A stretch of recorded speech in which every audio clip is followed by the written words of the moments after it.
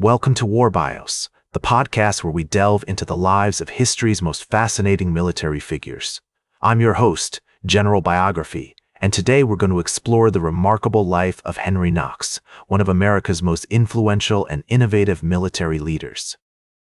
Born on July 25, 1750, in Boston, Massachusetts, Knox would rise from humble beginnings to play a pivotal role in shaping the United States' military and diplomatic destiny. As we journey through the early life of Henry Knox, we find ourselves in the bustling port city of Boston, where the sounds of horse-drawn carriages and the smell of salt water filled the air. The Knox family, of Scottish and Irish descent, lived a modest life, with Henry's father, William, working as a shipwright and later as a merchant, and his mother, Mary Campbell, managing the household and raising their two children, Henry and his younger brother, William.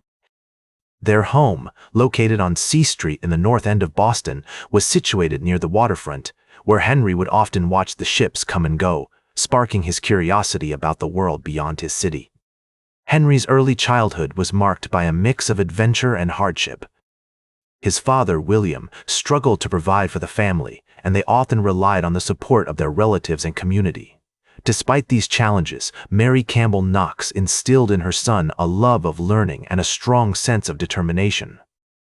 Henry's education began at the Boston Latin School, where he excelled in his studies, particularly in mathematics and literature. His teachers recognized his potential and encouraged him to pursue his interests, laying the foundation for his future success. As Henry grew older, he became increasingly fascinated with books and learning.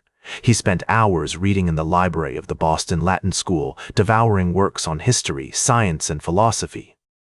His love of reading was further fostered by his association with the Boston intellectual elite, including men like John Adams and James Otis, who would later become prominent figures in the American Revolution.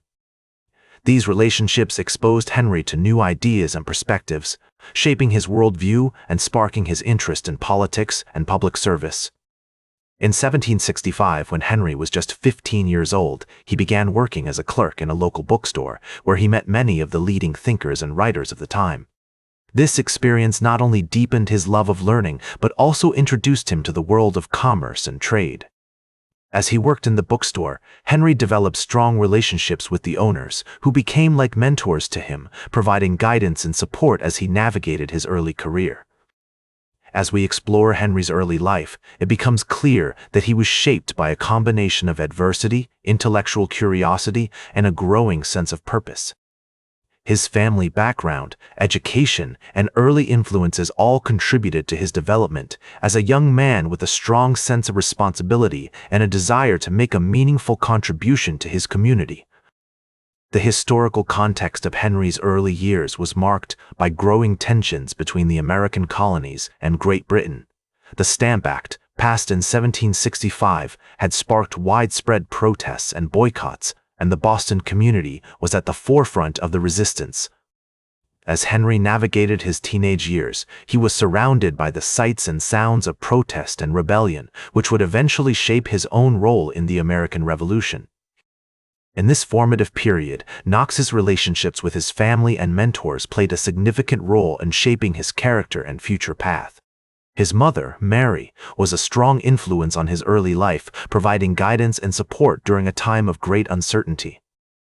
Similarly, his association with the Boston intellectual elite, including men like John Adams and James Otis, exposed him to new ideas and perspectives that would shape his worldview. With his strong foundation in education, his experience in the bookstore, and his exposure to the city's intellectual elite, Henry Knox is poised to make a significant contribution to the unfolding drama of American history. As the Revolutionary War broke out in 1775, Henry Knox, then just 25 years old, found himself at the forefront of the conflict. His experience as a bookseller and his knowledge of mathematics and science had prepared him well for the challenges of warfare. In June 1775, Knox joined the Continental Army, enlisting as a lieutenant in the Boston Regiment of Artillery. His unit was part of the Siege of Boston, where American forces were battling against the British occupation. Knox's skills and determination quickly earned him recognition within the Continental Army. He became close friends with General Henry Jackson, who would later recommend him for promotion. In November 1775, Knox was appointed as the Chief of Artillery for the Continental Army, a position that would allow him to make a significant impact on the war effort. One of Knox's most notable achievements during this period was his role in the Siege of Boston.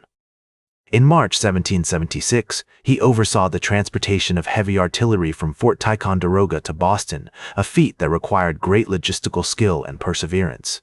The successful deployment of these guns helped to force the British to evacuate Boston, marking a crucial victory for the Continental Army. Knox's innovative approach to artillery warfare also played a key role in the war. He recognized the importance of mobility and adaptability on the battlefield, often using his knowledge of mathematics to calculate trajectories and optimize cannon placement. This expertise earned him the respect of his peers and superiors, including General George Washington, who would come to rely heavily on Knox's counsel. As the war progressed, Knox continued to distinguish himself through his bravery, intelligence, and leadership. In 1777, he played a key role in the Battle of Brandywine, where American forces clashed with the British in Pennsylvania. Although the battle was ultimately lost, Knox's artillery expertise helped to slow the British advance, allowing American troops to regroup and retreat. The following year, Knox participated in the harsh winter encampment at Valley Forge, where he worked closely with General Washington to train and equip the Continental Army. This period of hardship and sacrifice would prove pivotal in the development of the American military, as Knox and other leaders helped to forge a sense of discipline and purpose among the troops. Throughout the war, Knox's relationships with other key figures played a significant role in shaping his experiences and decisions. His friendship with General Washington, in particular, was instrumental in securing his position as Chief of Artillery. Additionally, his interactions with other prominent military leaders, such as General Nathaniel Greene and General Henry Jackson, helped to broaden his understanding of the war effort and inform his strategic thinking. As we explore Knox's contributions to the Revolutionary War, it becomes clear that he was a true visionary, whose innovative approach to artillery warfare and logistical expertise helped to turn the tide of the conflict. His bravery, intelligence, and leadership earned him the respect of his peers and superiors, cementing his position as one of America's most influential military leaders. After the Revolutionary War, Knox returned to Boston and attempted to revive his book-selling business. However, he soon found himself drawn back into public life, serving as a delegate to the Massachusetts State Convention in 1786. The following year, he was appointed as Secretary at War, a position that would allow him to apply his military expertise to the development of the United States defense policies. As Secretary of War, Knox played a key role in shaping the country's military establishment. He recognized the need for a professional army rather than relying on militias, and worked tirelessly to establish a well-trained and well-equipped force. In 1791, he oversaw the creation of the United States' first military academy, which would later become West Point. This institution would provide a steady supply of skilled officers, helping to ensure the country's military readiness. Knox also faced significant challenges during his tenure as Secretary of War, including conflicts with Native American tribes and the Whiskey Rebellion. In 1794, he successfully negotiated a treaty with the Six Nations of the Iroquois Confederacy, which helped to establish peaceful relations between the United States government and Native American tribes in the region. One of Knox's most notable achievements as Secretary of War was his role in establishing the United States' first national defense system. He recognized the need for a comprehensive approach to defense, encompassing not only the Army, but also the Navy and coastal fortifications. In 1794, he submitted a report to Congress outlining his vision for a national defense system, which would include a network of forts, arsenals, and shipyards. Knox's leadership and expertise earned him widespread respect, both within the government and among the general public.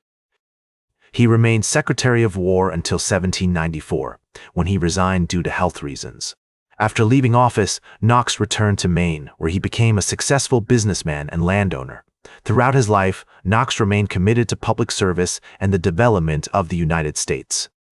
His legacy as one of America's most influential military leaders continues to inspire us today. As we reflect on his remarkable career, it becomes clear that Henry Knox was a true visionary whose innovative approach to artillery warfare, logistical expertise, and leadership helped shape the course of American history. That's all for today's War Bios. Remember to like, share, and subscribe, and until next time, I'm General Biography reminding you to keep marching toward victory.